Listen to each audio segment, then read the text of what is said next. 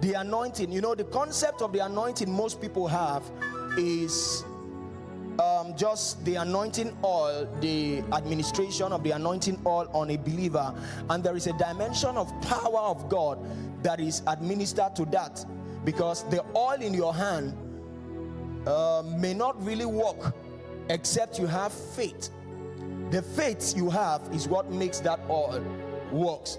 So the anointing is not just the physical thing, this physical commodity or the physical oil that we see. The anointing I'm talking about is a spiritual enablement. The spiritual enablement, God's ability transferred to a man to help administer, to help advance the purposes of God here on earth. So anointing is God's power, anointing is God's ability, anointing is God's power transferred to a man or to a material to help enhance the purpose of God. Of course, anointing can be transferred to materials. The Bible says out of the body of Paul were taken what?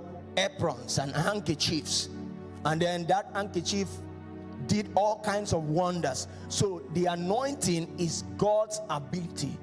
You cannot buy the anointing in oil market. You can't buy it in the My One market. You cannot buy it. Doesn't matter how rich you are, you cannot buy the anointing. In fact, Simon tried to buy the anointing. He saw all what the disciples were doing. The Bible says he brought money and offered to them that they may give him that ability. But Peter expatiated to him that these possibilities you are seeing cannot be bought. It's a spiritual enablement that comes upon a man and enable that man to do supernatural things. Ladies and gentlemen, you may be gifted. With all due respect, you may be talented.